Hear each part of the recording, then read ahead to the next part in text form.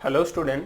पिछली क्लास में हम लोगों ने इलेक्ट्रिक फील्ड लाइंस के बारे में पढ़ा था, जहां पर हमने देखा था कि इलेक्ट्रिक फील्ड लाइंस किसी क्षेत्र में इलेक्ट्रिक फील्ड को रिप्रेजेंट करती हैं। इलेक्ट्रिक फील्ड की इंटेंसिटी के लिए फील्ड लाइंस की डेंसिटी रिस्पॉन्सिबल होती है, और डायरेक्शन ऑफ इलेक्ट्रिक फील्ड के लिए हमने देखा था अगर हम इलेक्ट्रिक फील्ड लाइंस के किसी पॉइंट पे टेंजेंट ड्रा करें then it will represent the direction of electric field at that point. तो यहाँ पे स्टूडेंट हमने देखा कि अगर किसी जगह हम इलेक्ट्रिक फील्ड को पिक्चर की हेल्प से मीन्स पिक्टोरियली रिप्रेजेंट करना चाहें तो वहाँ पे इलेक्ट्रिक फील्ड लाइंस की हेल्प से हम इसको कर सकते हैं। अब यहाँ पे बात ये आती है स्टूडेंट, अगर हम इलेक्ट्रिक फील्ड लाइंस की हेल्प से अगर कहीं पे इलेक्ट्रिक फील्ड की इंटेंसिटी हमें पता करना हो तो हम जानते हैं कि इंटेंसिटी होता है डेंसिटी ऑफ फील्ड लाइंस, मतलब जितना ज़्यादा डेंसर होंगी उतना ही ज़्यादा वहाँ पे इंटेंसिटी होगी। और डेंसिटी हम जानते हैं, जैसे कि अगर कोई क्षेत्र में suppose some field lines are passing in any space somewhere. अब देखिए, मान लीजिए किसी जगह पे इलेक्ट्रिक फील्ड की इंटेंसिटी पता करना है लाइन की हेल्प से, तो हम देख रहे हैं कि इंटेंसिटी जो है फील्ड लाइंस की डेंसिटी है। और डेंसिटी जो होता है कैसे पता करते हैं कि किसी एरिया से होकर कितनी ज़्यादा फील्ड लाइंस पास हो रही हैं। इससे एक चीज़ तो हमें यह समझ में आ रहा है स्टूडेंट कि इलेक्ट्रिक फील्ड के लिए अगर इलेक्ट्रिक फील्ड के लिए हमें इलेक्ट्रिक फील्ड लाइंस की हेल्प लेनी हो, मीन्स इलेक्ट्रिक फील्ड लाइंस जब इलेक्ट्रिक फील्ड को रिप्रेजेंट करती हैं उस केस में हम क्या करते हैं, इलेक्ट्रिक फील्ड लाइंस की इंटेंसिटी के लिए इलेक्ट्रिक फील्ड की इंटेंसिटी के लिए हमें क्या चाहिए होता है, डेंसिटी ऑफ फील्ड लाइंस। और डेंसिटी जो होता है वो क्या बताता है, किसी एरिया से होकर गुजरने वाली लाइंस की संख्या, means number of field lines passing through a given area, passing through a given area means कोई एरिया है उससे कितना लाइन पास हो रही हैं, यह जो है मेनली डिस्क्राइब करेगा इंटेंसिटी ऑफ इलेक्ट्रिक फील्ड को, मीन्स इलेक्ट्रिक फील्ड इंटेंसिटी को रिप्रेजेंट करेगा। तो यहाँ से एक चीज़ हमें समझ में आ रहा है स्टूडेंट कि जो नंबर ऑफ फील्ड लाइंस हैं ये बहुत ही महत्वपूर्ण है। अगर हम पिक्चर की हेल्प से समझना चाह रहे हैं इलेक्ट्रिक फील्ड के रिप्रेजेंटेशन को, तो नंबर ऑफ फील्ड लाइंस हमारे लिए बहुत ही महत्वपूर्ण हो जाती हैं। तो जब नंबर ऑफ फील्ड लाइंस की बात करें, अब देखिए यहाँ पर बात ये आती है कि अगर किसी एरिया से पास होने वाले नंबर ऑफ फील्ड लाइंस को काउंट करना है तो यहाँ सबसे बड़ी समस्या देखिए क्या आती है स्टूडेंट। जैसे कि मान लीजिए हम यहाँ पे एक एरिया बना दिए हैं और हम पूछे अभी इसमें से कितनी फील्ड लाइंस पास हो रही हैं, तो आपको दिख रहा होगा कि आप कहेंगे 1 2 3 4, ठीक है, 4 lines are passing through the given area. लेकिन समस्या ये आती है स्टूडेंट, ये देखिए जो लाइन ये बनी है ये क्या अपने आप से बनी थी, ये इंडिपेंडेंट है हमसे? नहीं, ये तो हमने ही बनाया है इनको। इसका मतलब कोई दूसरा बच्चा आके चाहे तो और ज्यादा लाइन खींच सकता है इन्हीं के बीच में और कहेगा नहीं 4 नहीं 8 या 9 लाइन, कोई बच्चा और 12 लाइन खींच देगा। अर्थात एक चीज तो क्लियर है कि नंबर ऑफ फील्ड लाइंस जो हम कह रहे हैं वो वेल डिफाइंड टर्म नहीं है, क्योंकि ये जो फील्ड लाइंस की संख्या है ये हम ही ने ड्रा किया है। अगर पास पास ड्रा किए होते ऑलरेडी वो उनकी संख्या बढ़ जाएगी, कोई दूर दूर ड्रा करेगा तो उनकी संख्या कम हो जाएगी। इसका मतलब है नंबर ऑफ फील्ड लाइंस जो है वो डायरेक्टली काउंटेबल नहीं है। तो इसके लिए हम नंबर ऑफ फील्ड लाइंस के बजाय हम देखते हैं कि फील्ड लाइंस की संख्या जो है डिपेंड किस पर करती है। इसके बजाय कि एग्जैक्ट नंबर के बजाय हम ये देख लें कि जो फील्ड लाइंस पास होंगी उस क्षेत्र से, उस एरिया से, उनकी संख्या डिपेंड किस पर करती है। और जिस पर डिपेंड करती है तो उन सभी फैक्टर को एक साथ मिला के जब हम देखते हैं तो उसको नाम दिया जाता है इलेक्ट्रिक फ्लक्स। इसी को डिफाइन किया गया है एक क्वांटिटी के रूप में, electric flux. So we can say that electric flux क्या है, स्पेशली ये यूज किस लिए हुआ है, number of field lines passing through a given area. हाँ, ये बता रहा है किसके बारे में, number of field lines passing through a given area.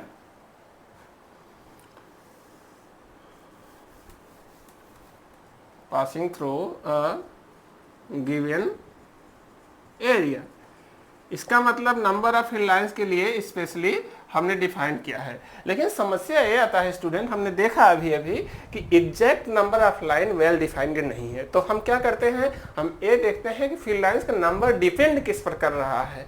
Means field line अगर हम संख्या के डायरेक्टली प्रोपोर्शनल टर्म में लेना चाहें, मीन्स किसके बढ़ने पे फील्ड लाइन बढ़ेंगी ये देखना चाहें, तो इसका मतलब हम जो है इलेक्ट्रिक फ्लक्स में मेनली किस पर फोकस करते हैं कि नंबर ऑफ फील्ड लाइंस हम देख तो रहे हैं लेकिन ये डायरेक्टली मेजर नहीं की जा सकती, ये वेल डिफाइंड नहीं है। इसके लिए हम क्या करते हैं, हम ये देखते हैं कि फील्ड लाइंस का जो नंबर है डिपेंड किस पर करता है, मतलब कौन सी चीज इसको बढ़ाएगी, किसके बढ़ने पे फील्ड लाइंस का मान बढ़ेगा, नंबर ऑफ फील्ड लाइंस बढ़ेगा। तो उन फैक्टर्स को ही एक साथ लेने पर हम उसको डिफाइन करते हैं एज ए इलेक्ट्रिक फ्लक्स। तो हम एक कह सकते हैं कि इलेक्ट्रिक फ्लक्स एक ऐसा टर्म है जो नंबर ऑफ फील्ड लाइंस को बताता है, मतलब उसके बारे में एक्सप्रेस किया जा सकता है, उसको एक्सप्रेस करने के लिए इसका यूज किया जाता है। Means it is just a measure, हम क्या कह सकते हैं, it is a measure of, अर्थात उसको डिस्क्राइब कर रहा है, हाँ उसको रिप्रेजेंट कर रहा है। नंबर ऑफ फील्ड लाइंस को रिप्रेजेंट करने के लिए जो टर्म है वो कहलाएगा इलेक्ट्रिक फ्लक्स, ठीक है। तो इसकी डिफिनीशन, मेन मीनिंग जो है स्टूडेंट वो यही रहेगी कि electric flux is the measure, किस चीज का मेजर करता है, किस चीज के लिए रिप्रेजेंट बनाया गया है कि number of field lines passing through a given area, किसी एरिया से गुजरने वाले फील्ड लाइंस की संख्या किस पर डिपेंड करेगी, उन्हीं के बारे में बताता है, ठीक है। तो आइए स्टूडेंट इसके बारे में आगे की चीजें सीखते हैं। इसको समझने के लिए स्टूडेंट यहाँ पर देखिए हमने एक चित्र बनाया है जिसमें हमने एक क्षेत्र लिया है यूनिफॉर्म इलेक्ट्रिक फील्ड का। यूनिफॉर्म इलेक्ट्रिक फील्ड को समझिए, जैसे हमने देखा था स्टूडेंट कि जो इलेक्ट्रिक फील्ड लाइंस की डेंसिटी होती है वो इलेक्ट्रिक फील्ड की इंटेंसिटी को रिप्रेजेंट करती है।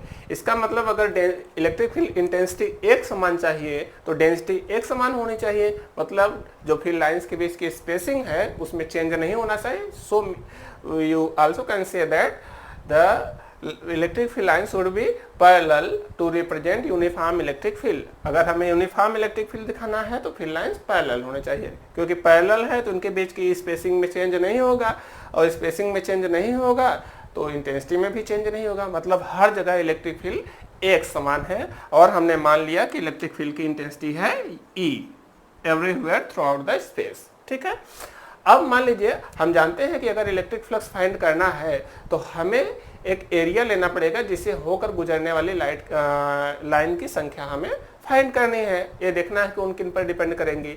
तो इसके लिए मान लीजिए स्टूडेंट हमने एक एरिया एलिमेंट लिया है। एरिया एलिमेंट मीन्स, एलिमेंट मतलब एक छोटा सा हिस्सा होता है, जनरली किसी भी चीज़ का जब छोटा टुकड़ा लेते हैं तो एलिमेंट यूज करते हैं। तो एरिया एलिमेंट मतलब एक छोटा सा एरिया हमने चुना है, ये देखने के लिए, सिर्फ ये चेक करने के लिए कि फील्ड लाइंस की संख्या किस पर डिपेंड करती है। तो मान लीजिए स्टूडेंट जो एरिया है यहाँ पर इस तरह से रखा हो, जैसे हमारा मोबाइल देखिए फॉर एग्जांपल ले रहे हैं, इसको मान लीजिए हम ऐसे इस तरह से रख रहे हैं, देखिए तो आपको इसका सिर्फ एज दिखेगा। हमने मान लीजिए इस तरह से एरिया को यहाँ पे रखा हुआ है, एक एरिया एलिमेंट को। अब इस केस में देखिए, ध्यान से समझिएगा जरा, हम देख रहे हैं स्टूडेंट होता क्या है ना, अगर किसी एरिया को रख रहे हैं यहाँ पे इलेक्ट्रिक फील्ड के बीच में, तो उससे जो फील्ड लाइन गुजरेंगी उन किन पर डिपेंड करेगा। अगर सिर्फ एरिया की बात कर रहे हैं, ध्यान से समझिए, अगर किसी एरिया को सोचिए, अगर हम इस तरह से लेटा कर इसको रखते, means it is place such that the plane of this surface is along the electric field. मतलब जैसे यही है मोबाइल, देखिए इसी को एग्जांपल में ले रहे हैं ताकि समझ में आपको आसानी से आए। अगर हम इसको ऐसे रख देते हैं, इस केस में सोचिए जितनी भी फील्ड लाइंस होंगी सब ऐसे निकल जा रही है, कोई इससे होकर गुजरेगी नहीं, इससे होकर गुजरने वाली फील्ड लाइंस की संख्या होगी 0। लेकिन अगर हम इसी को ऐसे रख रहे हैं, वर्टिकल रख रहे हैं, मीन्स इसका जो प्लेन है ये परपेंडिकुलर टू द है इलेक्ट्रिक फील्ड लाइंस के, तो उस केस में क्या होगा, इससे होकर गुजरने वाली फील्ड लाइंस की संख्या मैक्सिमम होगी। इसका अर्थ ये हुआ कि अगर एरिया एक वेक्टर है तो एरिया का वह कंपोनेंट, एरिया के प्लेन का वह कंपोनेंट जो फील्ड लाइंस के परपेंडिकुलर हो, उससे ही इलेक्ट्रिक फील्ड लाइंस पास होंगी, वही प्ले करेगा रोल इलेक्ट्रिक फील्ड लाइंस को संख्या बढ़ाने में। और जो हिस्सा एरिया का along the plane along the electric field lines रहेगा, उससे होकर कोई फील्ड लाइंस नहीं गुजरेगी। इसका मतलब सिर्फ एरिया ही नहीं, बल्कि हमें ये देखना है कि एरिया का वह कौन सा हिस्सा है, जो प्लेन का वह कौन सा हिस्सा है, वह कौन सा कंपोनेंट है जो इलेक्ट्रिक फील्ड लाइंस के परपेंडिकुलर है। या हमें कह सकें कि एरिया वेक्टर, देखिए समझिएगा स्टूडेंट, हम प्लेन और वेक्टर दो टर्म यूज कर रहे हैं। प्लेन कहेंगे तो अलग समझना है, वेक्टर अलग। जैसे देखिए अगर एक मोबाइल है तो इसका एक प्लेन है, प्लेन का देख रहे हैं आपको एरिया ऐसे दिख रहा है प्लेन का, लेकिन एरिया को जब हम एज ए वेक्टर यूज करते हैं तो हम direction of its area vector लेते हैं परपेंडिकुलर टू द प्लेन। जैसे प्लेन है तो ऐसे रखा हुआ है तो इसका जो डायरेक्शन ऑफ प्लेन होगा वो परपेंडिकुलर लिया जाता है, मीन्स ऐसे लिया जाता है। समझिए इस चीज को, अगर ए प्लेन है तो डायरेक्शन ऑफ प्लेन लिया जाता है परपेंडिकुलर टू इट। इसका मतलब ये हुआ कि हम अगर एरिया को ऐसे रख रहे हैं तो इसका डायरेक्शन किधर होगा, परपेंडिकुलर टू इट, मतलब ऐसे होगा। मींस आप देख रहे हैं इस केस में डायरेक्शन ऑफ एरिया वेक्टर होगा अलोंग द इलेक्ट्रिक फील्ड। इसका अर्थ ये हुआ कि हम कह सकते हैं इससे मैक्सिमम इलेक्ट्रिक फील्ड लाइंस कब पास होंगी, जब डायरेक्शन ऑफ एरिया वेक्टर किधर हो, अलोंग द इलेक्ट्रिक फील्ड। देखिए यहाँ पर इस केस में हमने एक जनरल केस चूज किया है जिसमें एरिया वेक्टर, देखिए एरिया है तो एरिया वेक्टर इसे परपेंडिकुलर है, तो एरिया वेक्टर जो है इलेक्ट्रिक फील्ड से भी बना रहा है एंगल थीटा। लेकिन अगर हम चाह रहे हैं कि हमें एरिया का वह कंपोनेंट चाहिए जिससे जो इलेक्ट्रिक फील्ड लाइंस के लिए रिस्पांसिबल हो, इलेक्ट्रिक फील्ड लाइंस को गुजारने के लिए रिस्पांसिबल हो, जिससे होकर गुजरेंगी, तो वो कौन सा हिस्सा होगा, it is the component which is along the electric field.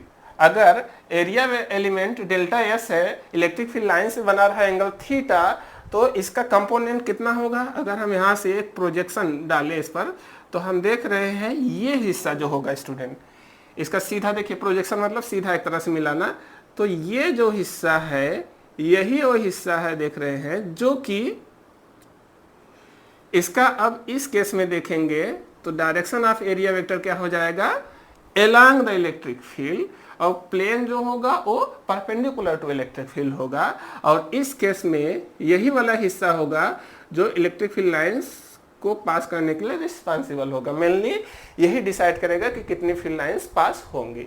तो इसके अगर एरिया एलिमेंट है डेल्टा एस, ये इलेक्ट्रिक फील्ड लाइन से एंगल बना रहा है ई, तो इसका कितना कंपोनेंट जो है इलेक्ट्रिक फील्ड लाइंस को पास करने के लिए रिस्पांसिबल होगा। हम देख रहे हैं स्टूडेंट, अगर ये थीटा एंगल बना रहा है तो इसको रिजॉल्व करेंगे म्यूचुअली परपेंडिकुलर कंपोनेंट में, तो ये वाला कंपोनेंट आएगा delta S into cos theta.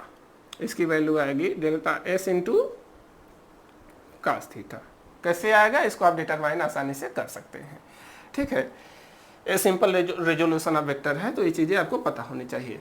तो अगर अब चलिए हम आगे चलते हैं स्टूडेंट। अब सोचिए कि अगर हमें बताना हो कि फील्ड लाइंस की संख्या किसके डायरेक्टली प्रोपोर्शनल है, मतलब किसको बढ़ाने पर फील्ड लाइंस की संख्या बढ़ेगी, तो पहला चीज जो आपको मन में आएगा स्टूडेंट वो देखिए आना चाहिए कि electric field, the first thing which on which number of field line will depend, that will be electric field। क्यों, अगर इलेक्ट्रिक फील्ड की इंटेंसिटी ज्यादा होगी तो यही फील्ड लाइंस पास पास होंगी, जो इतना दूर दूर है वही और पास पास होंगी। अगर उनकी संख्या वो पास पास होंगी तो सिंपल सी बात है कि जो उस एरिया से पास होने वाली लाइन रहेंगी उनकी संख्या बढ़ जाएगी, अर्थात it will be directly proportional to electric field surely. और किस चीज पे डिपेंड कर रहा है, हम देख रहे हैं ये वाला एरिया का कंपोनेंट कौन सा लेना है, जो प्लेन इलेक्ट्रिक फील्ड के परपेंडिकुलर है, या कहें जो area vector along the electric field है उसको लेना है।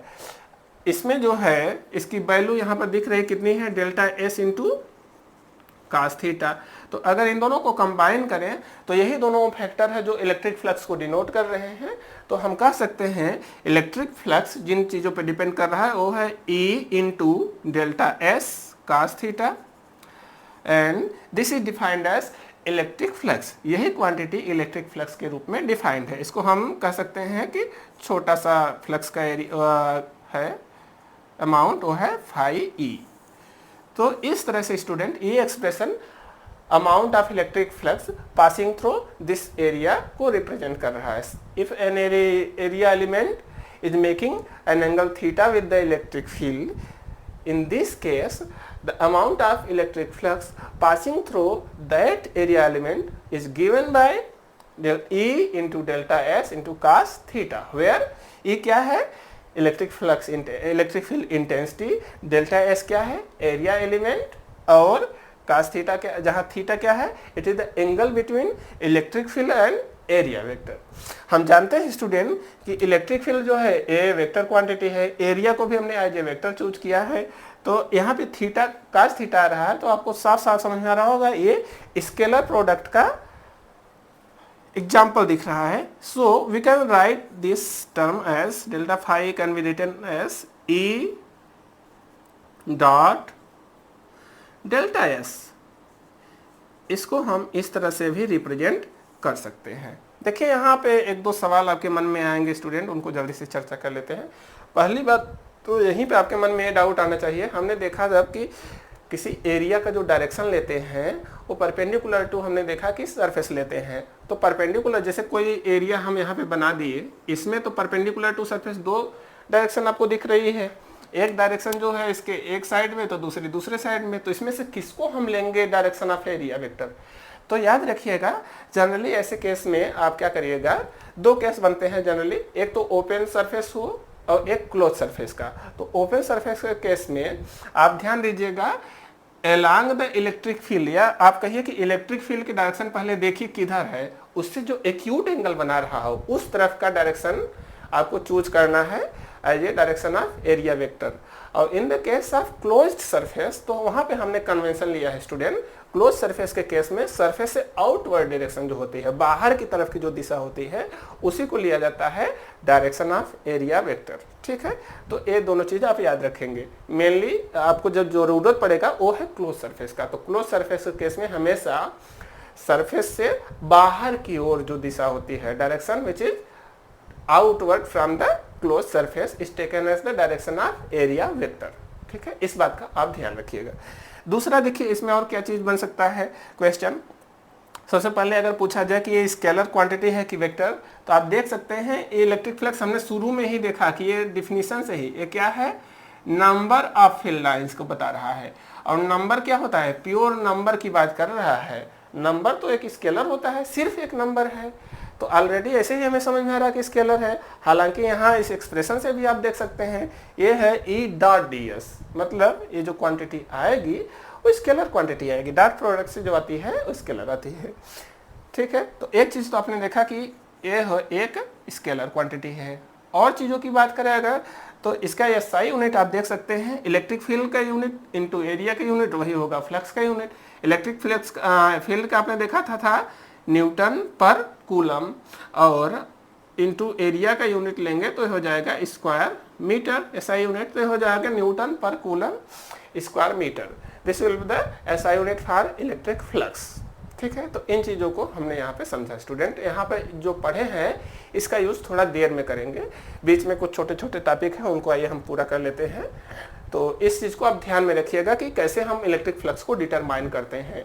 आपके मन में ये एक्सप्रेशन रहना चाहिए E डॉट डी एस। इसमें जो एक बात और आपको जानना चाहिए कि यहाँ तो हमने एक सिंपल सा केस लिया था आसान सा, जिसमें फील्ड लाइंस यूनिफॉर्म थी, सरफेस एकदम क्लीन प्लेन दिख रहा था, तो डायरेक्टली हम निकाल लिए। लेकिन अगर कोई अजीब सा केस बने स्टूडेंट, जैसे कि मान लीजिए सरफेस आपका टेढ़ा मेढ़ा हो, इरेगुलर शेप हो, और इलेक्ट्रिक फील्ड लाइंस भी जो है यूनिफॉर्म ना हो, कहीं देखिए इलेक्ट्रिक सरफेस के पास इलेक्ट्रिक फील्ड लाइंस की डेंसिटी कम हो, कहीं ज़्यादा हो। इस केस में मान लीजिए जैसे यहाँ पे देखिए एक चार्ज हम रख दिए, यहाँ पे देखिए यहाँ पे दूर जाते जाते दूर हो जा रहा है सरफेस, तो इलेक्ट्रिक फील्ड लाइंस यहाँ दूर दूर हो जाएंगी, सिंपल सी बात है। यहाँ सरफेस नज़दीक है तो यहाँ डेंसिटी ज़्यादा रहेगी। तो ऐसे केस जब बने, मतलब इलेक्ट्रिक फील्ड की वैल्यू चेंज हो रही हो या सरफेस इरेगुलर हो, तो ऐसे केस में हम क्या करते हैं स्टूडेंट, टोटल फ्लक्स को फाइंड करने के लिए हम पूरे सरफेस को बहुत छोटे छोटे स्मॉल पीसेस में डिवाइड कर देते हैं। इंटीग्रेशन का कॉन्सेप्ट यहाँ पर यूज करते हैं। छोटे छोटे सरफेस मान लीजिए इस केस में ले लेते हैं ds, और ऐसे छोटे सरफेस में मान लेते हैं कि अगर इलेक्ट्रिक फील्ड इंटेंसिटी E है तो वहाँ वैल्यू ऑफ इलेक्ट्रिक फ्लक्स क्या होगा, E डॉट ds। और ये चूंकि हमने सरफेस एलिमेंट बहुत छोटा लिया है तो जो फ्लक्स आएगा उसका मान भी बहुत कम आएगा, means it will be represented by d phi E, ठीक है। और अगर हमें total flux throughout the whole surface find करना रहेगा तो हम क्या करेंगे, we need to integrate this expression on both hand side, तो हमको मिलेगा टोटल फ्लक्स, ठीक है। तो इस तरह से आगे के क्वेश्चन में हमें अभी मिलेगा, जब हमें फ्लक्स की टोटल फ्लक्स की जरूरत पड़ेगी तो इन एक्सप्रेशन का यूज करेंगे। इस बात का आप ध्यान रखिएगा कि हमने अभी क्या पढ़ा, क्योंकि बीच में कुछ छोटे छोटे टॉपिक है उनको पहले हमें पूरा करना है। हम लोग स्टूडेंट आर्डर वही लेकर चलेंगे जो एनसीईआरटी का है, तो इसलिए हमें ऐसा करना पड़ रहा है, ठीक है। आइए चलते हैं। अच्छा, नेक्स्ट टॉपिक जो है स्टूडेंट वो है तो बहुत छोटा सा लेकिन काफ़ी इंटरेस्टिंग टॉपिक है, और ये थोड़ा सा इसमें डेली लाइफ के एग्जाम्पल भी आपको मिलेंगे तो इसलिए और इंटरेस्टिंग बन जाता है। आइए समझते हैं इसके बारे में। हमारा नेक्स्ट टॉपिक है स्टूडेंट इलेक्ट्रिक डाइपोल।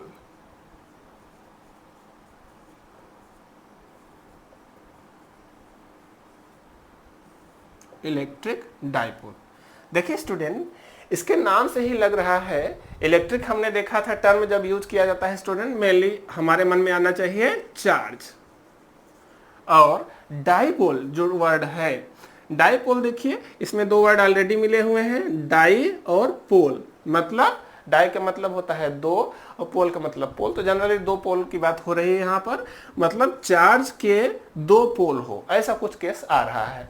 तो स्टूडेंट इसकी डिफिनीशन ही इस तरह से दी गई है। देखिए जब भी दो पोल होते हैं स्टूडेंट, कभी भी दो पोल जब आए तो जनरली होता ये है ना कि जो पोल्स हैं उन पे अमाउंट ऑफ चार्ज जो होते हैं, अमाउंट जो होता है, मैग्नीट्यूड होते हैं लगभग इक्वल होते हैं। जैसे अर्थ की बात करें, अर्थ में नॉर्थ पोल और साउथ पोल है, मैग्नेट में नॉर्थ और साउथ पोल आप पढ़े हैं, तो दोनों के जो स्ट्रेंथ है लगभग इक्वल होती है।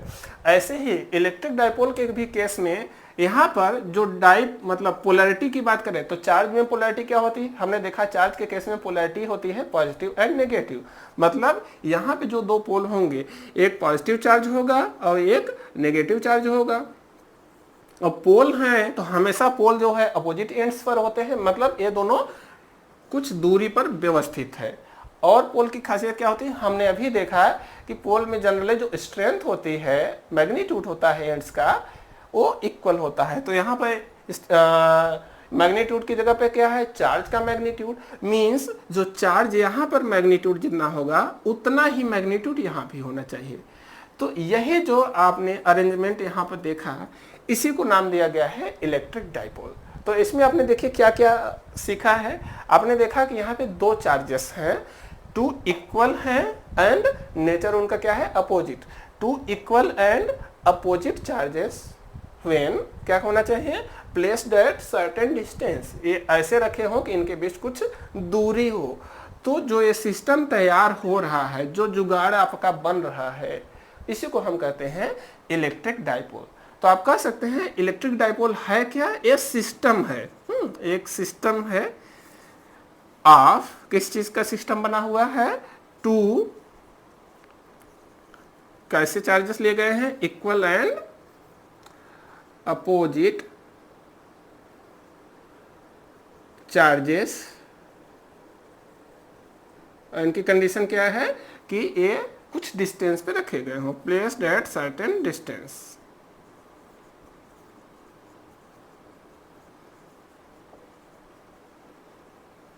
ठीक है, तो इलेक्ट्रिक डाइपोल की डिफिनीशन स्टूडेंट यही रहेगी कि एक सिस्टम है सिंपली, जब दो इक्वल और अपोजिट चार्जेस कुछ दूरी पे रखे गए हों दूसरे से, तो इस सिस्टम को उनको मिलकर जो तैयार हो रहा है उसी को हम नाम दे देते हैं इलेक्ट्रिक डाइपोल। इसको जो है डेली लाइफ में अगर बात करें स्टूडेंट, तो आप इसको मॉलिक्यूलर लेवल पे देख सकते हैं। मॉलिक्यूलर लेवल पे अगर हम बात करें, समझिए जरा, जैसे जो मॉलिक्यूल्स होते हैं स्टूडेंट, वो आप देखेंगे ना जनरली उसमें जो एटम्स होते हैं, मीन्स जिन एलिमेंट से मिलकर मॉलिक्यूल बनते हैं, वो जनरली देखा गया है कि डिफरेंट इलेक्ट्रोनेगेटिविटी के रहते हैं। बहुत कम केसेस ऐसे होते हैं जिसमें इलेक्ट्रोनेगेटिविटी सेम रहे, नहीं तो आप बहुत सारे एग्जांपल्स ऐसे देखेंगे जिसमें इलेक्ट्रोनेगेटिविटी डिफरेंस पाया जाता है। जैसे एग्जांपल की बात करें हम, अगर सिर्फ ले H2 O2 ऐसे मॉलिक्यूल्स अगर आप देखेंगे सेम काइंड के, जिसमें सेम एलिमेंट के हो, खाली उसमें दूसरा एलिमेंट ना मिला हो, इसमें आप कभी भी जितने गैसेस हैं आप लेंगे तो इनमें जनरली बायोटॉमिक टाइप की होती हैं, डायटॉमिक। तो इसमें जो है पोलैरिटी सेम रहेंगे, मीन्स एक हाइड्रोजन का एटम और दूसरा एटम जो है दोनों की इलेक्ट्रोनेगेटिविटी सेम है। तो इनमें देखिए इलेक्ट्रॉन और प्रोटॉन की बात करें तो इलेक्ट्रॉन बाहर चक्कर लगा रहा होता है, प्रोटॉन न्यूक्लियस में होता है। तो यहाँ भी जितना प्रोटॉन है यहाँ भी प्रोटॉन है, तो प्रोटॉन का जो सेंटर होगा पॉजिटिव का यहाँ आएगा और इलेक्ट्रॉन का जो सेंटर होगा वो भी यहीं पर आएगा। इसका मतलब जो नेगेटिव चार्ज का सेंटर है और जो पॉजिटिव चार्ज का सेंटर है वो सेम जगह आ जा रहा है। तो एक कैसा मॉलिक्यूल हो गया, ये तो नॉन पोलर हो गया।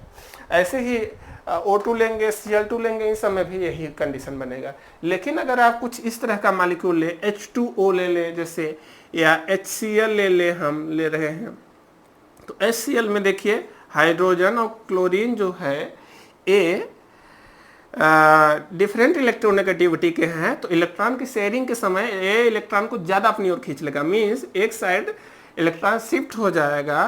तो जो इसका नेगेटिव चार्ज का सेंटर है और जो पॉजिटिव चार्जेस का सेंटर है इनके बीच में स्पेस बन जाएगा। तो ये जो मॉलिक्यूल होगा इसका नेचर कैसा होगा, ये ऑलरेडी दिख रहा है कि पोलर है। इसमें नेगेटिव चार्ज जितना होगा, मीन्स यहाँ पे चार्ज का क्या हो रहा है, रीअरेंजमेंट सिर्फ हो रहा है। यही चार्ज एक जगह से दूसरे जगह शिफ्ट हो रहा है, मतलब जितना एक तरफ प्लस आएगा उतना ही दूसरी तरफ माइनस आएगा। तो इक्वल एंड अपोजिट चार्जेस का सेटअप तैयार हो रहा है।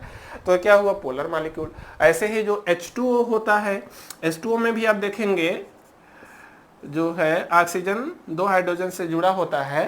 तो इस केस में ये जो हाइड्रोजन है इन पर पार्शली पॉजिटिव आ जाता है और ऑक्सीजन पे पार्शली नेगेटिव चार्ज आता है। तो ये जो दोनों हाइड्रोजन है इन पर, इन दोनों प्लस का सेंटर लगभग यहाँ आएगा और नेगेटिव का सेंटर यहाँ है। तो अब देखिए प्लस और माइनस का सेंटर जो है उनके बीच में कुछ स्पेस है, इसका मतलब ये भी एक डाइपोल की तरह बिहेव करेगा।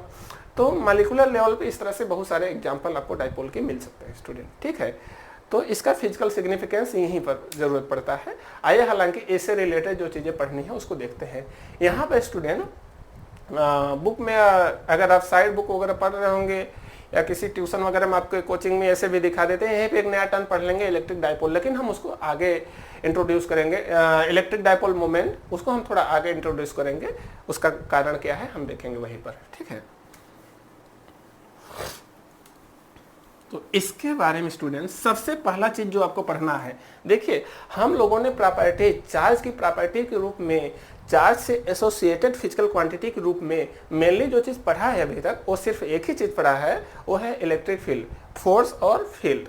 तो अब चार्ज है तो उनके बीच में कुछ स्पेस है तो एक दूसरे पर फोर्स तो लगाएंगे ही, वो तो आसानी से डिटरमाइन किया जा सकता है। लेकिन जो फील्ड है वो अलग अलग प्लेस पे अलग अलग होती है। इसका मतलब इससे संबंधित चीजें हमें क्वेश्चन आ सकता है और ये हमें पढ़ना भी है। तो हमें पढ़ना है मेनली इलेक्ट्रिक डाइपोल की वजह से इलेक्ट्रिक फील्ड। जैसे हम अगर एक डाइपोल प्लेस कर रहे हैं, यहाँ पर मान लीजिए यहाँ पर एक नेगेटिव चार्ज है, suppose it's amount is -q and let another charge +q is placed at certain distance and अब देखिए अगर डिस्टेंस पे कुछ रखे गए हैं तो इन सब की वजह से, चूंकि ये चार्जेस हैं तो इनकी वजह से इलेक्ट्रिक फील्ड तो प्रोड्यूस होगी सराउंडिंग एरिया में। और हम जानते हैं स्टूडेंट, हमने देखा है कि अगर एक या एक से अधिक चार्ज होंगे तो इलेक्ट्रिक फील्ड कैसे डिटरमाइन करते हैं, हम वहां पर सुपरपोजिशन प्रिंसिपल का यूज करते हैं। हमने देखा था 2 या 2 से अधिक, वहां तो बहुत सारे जनरल केस हमने यूज किया था, यहाँ से तो सिर्फ 2 चार्ज है तो किसी भी जगह पे इलेक्ट्रिक फील्ड डिटरमाइन करना होगा, आसानी से कर सकते हैं। हालांकि हमें अभी सिलेबस में, इंटरमीडिएट के सिलेबस में सिर्फ 2 लोकेशन पे डिटरमाइन करना होता है। एक होता है कि ये जो डाइपोल है स्टूडेंट, इन दोनों को जो मिलाने वाली लाइन है इसको कहा जाता है एक्सिस ऑफ द डाइपोल, इसको कहा जाता है एक्सिस। और इसके एलांग जो पोजीशन होती है, एक्सिस के सीध में जो पोजीशन होती है, इन पोजीशन को कहा जाता है एक्सियल पोजीशन, ठीक है। एक्सियल का समझ में आ रहा है। डाइपोल की एक्सिस के एलांग अर्थात डाइपोल की एक्सिस की सीध में जो बिंदु होते हैं, 2 पॉइंट्स होते हैं, उन पॉइंट्स को कहा जाता है एक्सियल पोजीशन, ठीक है। तो एक हमें फाइंड करना है electric field eight any axial position और दूसरा क्वेश्चन है इन दोनों के परपेंडिकुलर, एक्सिस के परपेंडिकुलर बाइसेक्टर जो है, इस पर अगर कोई पॉइंट हो, यहाँ पे इलेक्ट्रिक फील्ड डिटरमाइन करना हो, तो इसको कहते हैं इक्वेटोरियल पोजीशन। तो हम लोगों को एक्सियल पोजीशन और इक्वेटोरियल पोजीशन पे इलेक्ट्रिक फील्ड को डिटरमाइन करना है। तो आइए हम इसको वन बाय वन करके देखते हैं स्टूडेंट, ठीक है। सबसे पहले शुरुआत करते हैं axial position. So we are going to determine the electric field due to a dipole at any axial position, ठीक है। Electric field due to dipole, यहाँ पर स्टूडेंट बार बार हम इलेक्ट्रिक डाइपोल ना लिख के सिर्फ डाइपोल लिखेंगे तो कंफ्यूज मत होइएगा, क्योंकि अभी हम मैग्नेटिज्म पढ़े नहीं, तो मैग्नेटिक डाइपोल अभी बहुत ज़्यादा तुक नहीं बनता कहने का, बार बार सेपरेट करने का, क्योंकि अभी हम सिर्फ इलेक्ट्रिक डाइपोल पढ़े हैं। तो डाइपोल सिर्फ अगर कह रहे हैं तो आपके मन में इलेक्ट्रिक डाइपोल ही आना चाहिए, ठीक है। तो हम पढ़ने जा रहे हैं electric field due to dipole on, कहाँ पर, at axial position, axial position. हमें इलेक्ट्रिक फील्ड निकालना है, लेकिन कंडीशन क्या दिया है कि एक्सियल पोजीशन पे, एक्सिस के सीध में जो कोई पॉइंट हो वहीं पर हमें इलेक्ट्रिक फील्ड निकालना है। तो इसके लिए मान लीजिए स्टूडेंट, हम लोग एक केस लेते हैं। देखिए स्टूडेंट, हमने अभी थोड़ी देर पहले एक एग्जाम्पल्स कुछ लिया था कि डाइपोल कैसे होते हैं रियल लाइफ में, मेनली मॉलिक्यूलर लेवल टाइप के होते हैं, बहुत छोटे होते हैं। तो इस वजह से इनके बीच की डिस्टेंस ऑलरेडी बहुत कम होती है। तो जो डिस्टेंस मेजर की जाती है किसी पॉइंट के ना, तो हम लोग इसके जनरली सेंटर से मेजर करते हैं, बजाय एक पॉइंट दूसरे चार्ज कहाँ से मेजर करने के बजाय अच्छा सबसे ऑप्शन होता है कि डिस्टेंस हमेशा सेंटर से मेजर की जाए।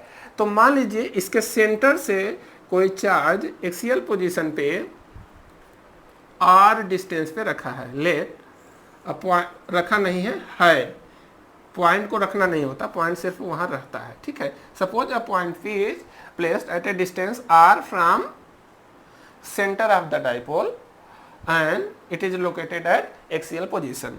और मान लीजिए इस डाइपोल की लेंथ है 2a। 2a क्यों लिए हैं स्टूडेंट?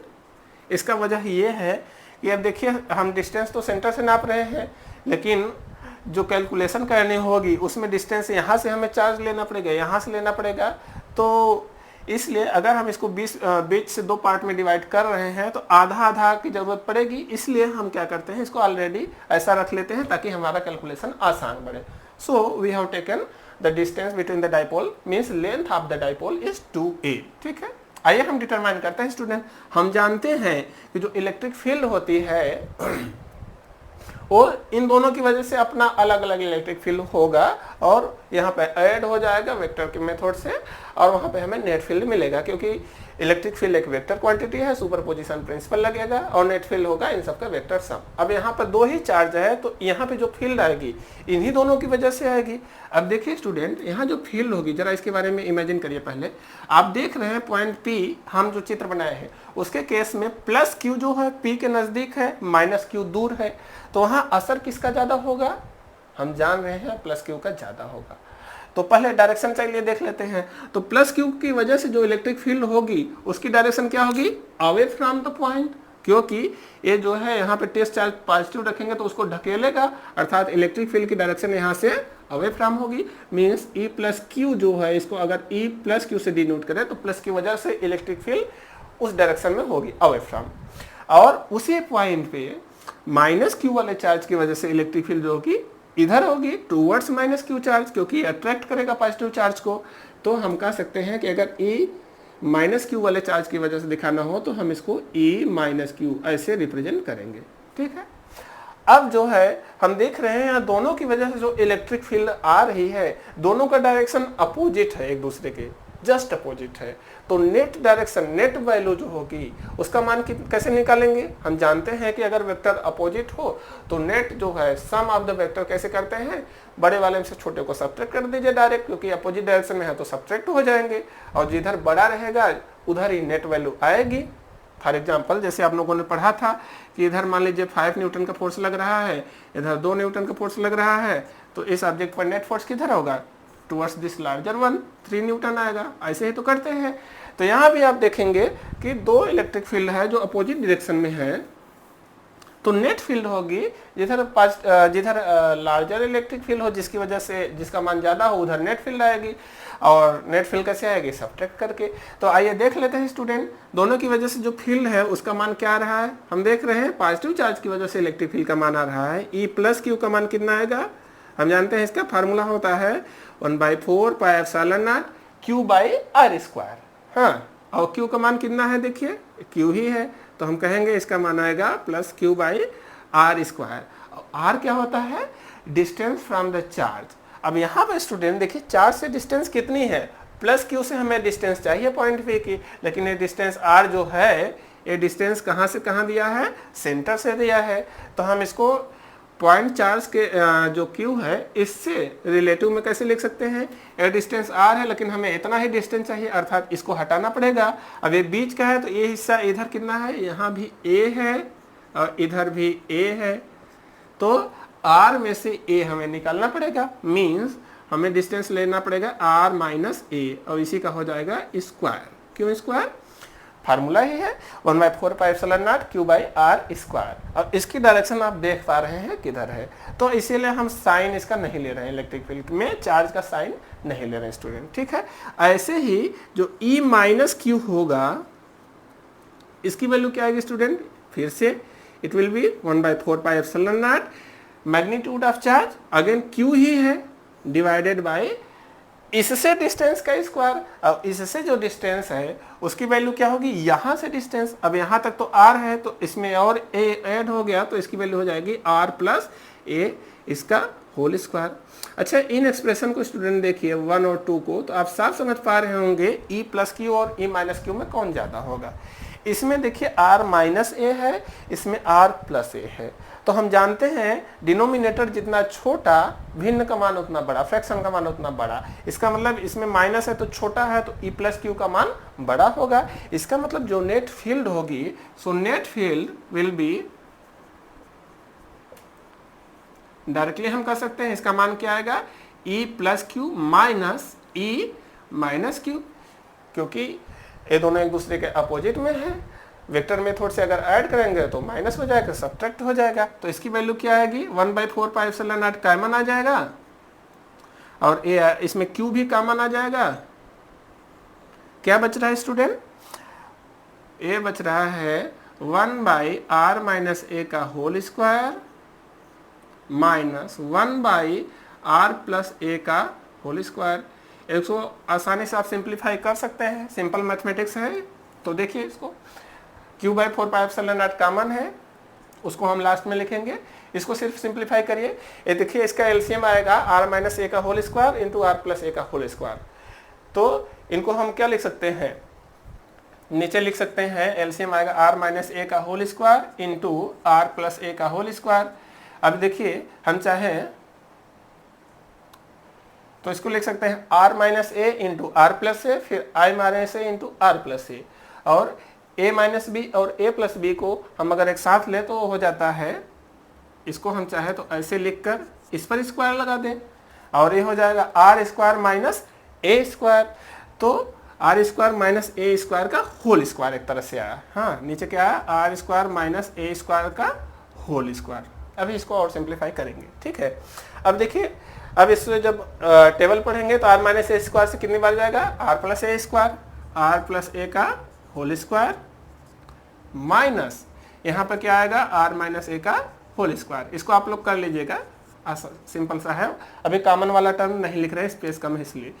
इसको और सिंप्लीफाई करिए तो यह जाएगा r square plus a square plus 2ar minus r square minus a square, फिर प्लस 2ar आएगा, क्योंकि यहाँ माइनस 2ar आएगा, ये माइनस से प्लस हो जाएगा, डिवाइडेड बाय ये हो जाएगा r square minus a square का होल स्क्वायर। ठीक है, इसको चाहे तो आप अभी यहीं पर इतना ही रहने दीजिए, ठीक है। अब देखिए स्टूडेंट, ये तो सिंपल चीजें हैं, आप कैलकुलेशन है आराम से कैंसिल कर सकते हैं। ऊपर देखिए आ रहा है वैल्यू 4ar, ये वैल्यू आ रहा है 4ar, और नीचे जो वैल्यू आ रही है ये ध्यान से देखिए, ये है r square minus a square का होल स्क्वायर। होता क्या है स्टूडेंट, डायपोल के केस में हमने देखा था जो ए वैल्यू होती है डायपोल के बीच की डिस्टेंस, मॉलिक्यूलर वैल्यू देखिए कितनी कम होती है, बहुत छोटी डिस्टेंस होती है, और डिस्टेंस जहां पर हमें इससे इलेक्ट्रिक फील्ड निकालना है वो काफी दूर है। तो ये जो आर की वैल्यू है, this r is much greater than a, तो आर स्क्वायर जो होगा वो तो और ही बहुत ज्यादा बड़ा हो जाएगा ए स्क्वायर से। It means we can neglect a square in comparison to r square in case of addition of subtraction. अगर आर स्क्वायर में ए स्क्वायर जोड़ेंगे या आर स्क्वायर से ए स्क्वायर घटाएंगे तो बहुत ज्यादा फर्क नहीं पड़ेगा। समझ रहे हैं? इसको आपका नहीं समझा तो एक एग्जांपल लेकर समझ सकते हैं। मान लीजिए आर का मान है 100 और ए का मान है 1, अब दोनों का स्क्वायर करिए। देखिए आर का स्क्वायर होगा 10,000 और ए का स्क्वायर होगा 1। अब समझिए 10,000 में एक अगर हम जोड़ दें या एक घटा दें तो कुछ खास फर्क पड़ेगा? नहीं पड़ेगा। समझ रहे हैं? इसका मतलब सिंस हम यहाँ पे लिख सकते हैं since r is much greater than a, that's why we can neglect a square in terms relative to r square. तो ए जो है इसको हम मान लेते हैं लगभग 0 है ए स्क्वायर, तो ये हो जाएगा आर स्क्वायर का स्क्वायर मतलब आर टू द पावर 4। तो नीचे क्या आ रहा है? R to the power 4। इसको आप और सिंप्लीफाई करेंगे तो आर से ऊपर का एक आर कट जाएगा नीचे से, तो ये आएगा 4a डिवाइडेड बाई आर का क्यूब। तो फाइनल एक्सप्रेशन देखिए स्टूडेंट क्या आ रहा है, इसको अगर हम इरेज कर दें बीच में तो ए आ रहा है 1/4 पाई एप्सिलॉन नॉट, ए है 4a। 4a को हम चाहे लिख सकते हैं 2 × 2a। चलिए अच्छा अभी 4a ही लिखते हैं, 4a divided by r cube. और यही क्या वैल्यू आ रहा है? Net electric field 1/4 pi epsilon naught into 4a by r cube. और इसकी डायरेक्शन क्या आ रही है? इसकी डायरेक्शन आ रही है away from the positive charge. अब देखिए स्टूडेंट यहाँ पर अभी डायरेक्शन नहीं दिख पा रही है ना, डायरेक्शन की बात करें तो क्लियर नहीं हो पा रही है कि किधर है। डायरेक्शन हमें दिखाने के लिए हमें इसको कोई डिफाइन करना पड़ेगा, कुछ टर्म यहाँ डिफाइन करना पड़ेगा। अब होता क्या है इसको ध्यान से सुनिएगा जरा। ये रिजल्ट ये सब कैलकुलेशन से बहुत ज़्यादा आपको मतलब है नहीं, तो इसको हम थोड़ा सा इरेज कर दे रहे हैं, रिजल्ट पे थोड़ा सा ध्यान दीजिएगा, ठीक है। देखिए स्टूडेंट अभी जब हम इक्वेटोरियल पोजीशन पे भी इलेक्ट्रिक फील्ड फाइंड करेंगे ना, तो आप फिर से देखेंगे वहां पर भी ऐसे ही 2a एक साथ आएगा हमेशा। अच्छा एक चीज तो छूट ही गया, Q भी तो था, तो Q भी था 4QA। हाँ अगला भी जब इक्वेटोरियल वाला भी हम सिंप्लीफाई करेंगे स्टूडेंट, तो आप देखेंगे कि डाइपोल से रिलेटेड, इलेक्ट्रिक डाइपोल से रिलेटेड जो भी कैलकुलेशन कभी भी आप करिए वहां पे एक टर्म हमेशा साथ में आता है और वो है 2a × Q। हमेशा डाइपोल से रिलेटेड जो भी चीजें हैं, मीन्स इलेक्ट्रिक फील्ड यहाँ पे फाइंड कर रहे हैं, आगे चलकर नेक्स्ट चैप्टर में इलेक्ट्रिक पोटेंशियल फाइंड करेंगे, तो आप देखेंगे हमेशा ये टर्म साथ में आएगा। तो क्या करते हैं इन टर्म्स को साथ में लेके एक क्वांटिटी, इसको नाम दे दिया जाता है, इसको कहा जाता है इलेक्ट्रिक डाइपोल मोमेंट। इसको एक नाम दे दिया जाता है इलेक्ट्रिक डाइपोल मोमेंट और इसको P से डिनोट किया जाता है। तो हम क्या कह सकते हैं कि P की वैल्यू होगी Q × 2a, जहां पर कि Q क्या है? चार्ज का मान है दोनों में से किसी एक का भी, और 2a क्या है? Distance between the charges. तो हमें कह सकते हैं कि किसी भी चार्ज का मान ले लें, आइदर चार्ज, और 2a क्या है? दोनों के बीच की डिस्टेंस, तो उसके प्रोडक्ट को ही नाम दिया गया है dipole moment, electric dipole moment.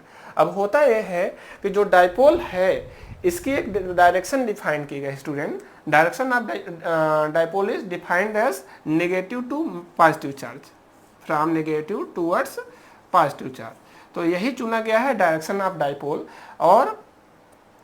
और इसी को डायरेक्शन ऑफ डाइपोल मोमेंट भी लेते हैं। तो हम कह सकते हैं कि डाइपोल मोमेंट की डायरेक्शन क्या होती है? Along the direction of dipole. जो डाइपोल की डायरेक्शन होती है वही डाइपोल मोमेंट की भी डायरेक्शन ली जाती है। तो यहाँ पर हमने एक क्वांटिटी डिफाइन किया है स्टूडेंट, ये बात आप ध्यान में रखिए, कभी कभी एक नंबर में पूछ लेता है what is the electric dipole moment. So be careful, यहाँ पर ध्यान रखिए कि ये किस तरह से डिफाइन है।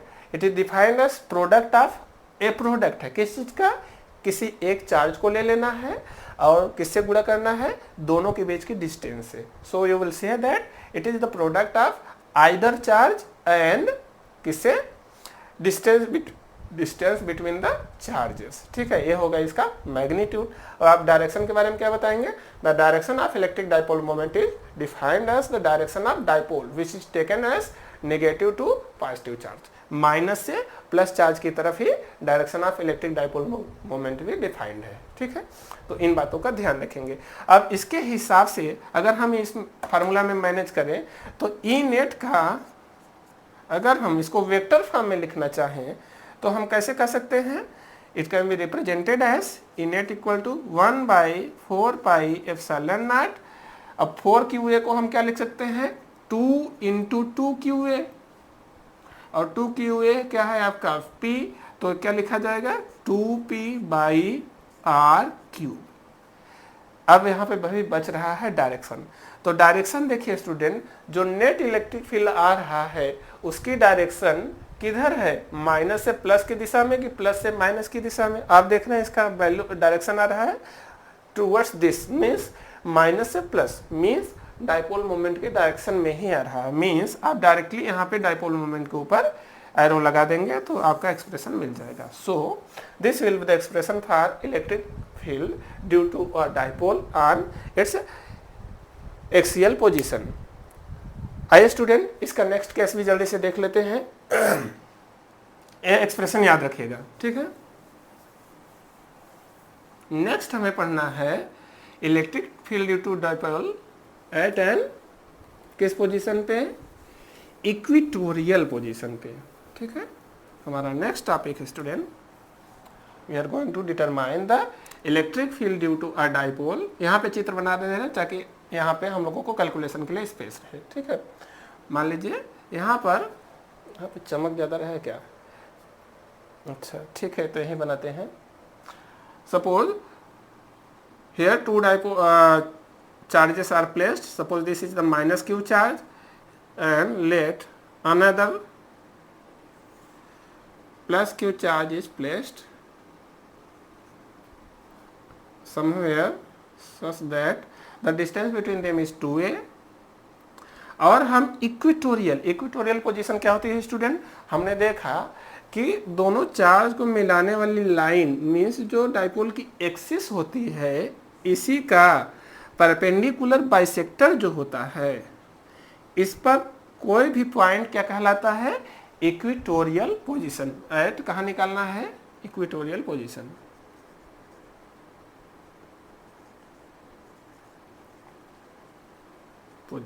ठीक है, तो यहाँ पे ध्यान देना स्टूडेंट कि हमने देखा कि इलेक्ट्रिक फील्ड निकालना है इक्वेटोरियल पोजीशन पे और यही है इक्वेटोरियल पोजीशन पे। तो मान लीजिए इसी पर कोई एक पॉइंट हम चूज कर लेते हैं। Suppose here is point P where we have to determine the value of electric field due to this two system of charges, means due to dipole.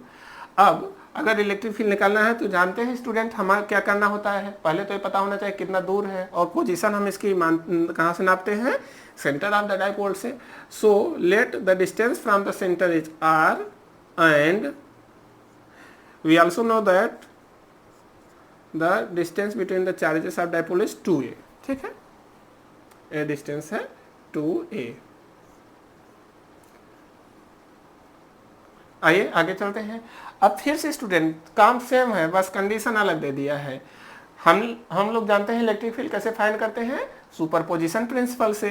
तो यहाँ से मान लीजिए अगर इसको हम मिला दें, हम जानते हैं इलेक्ट्रिक फील्ड की डायरेक्शन क्या होती है, हम किसी चार्ज को जिस पॉइंट पर इलेक्ट्रिक फील्ड डिटरमाइन करना होता है उसे डायरेक्ट मिला देते हैं। और अगर ये पॉजिटिव चार्ज है, पॉजिटिव चार्ज की वजह से इलेक्ट्रिक फील्ड क्या होगी, यहाँ पे टेस्ट चार्ज पॉजिटिव रखेंगे तो इसको ढकेलेगा, अर्थात अवे फ्रॉम पॉजिटिव चार्ज होती है।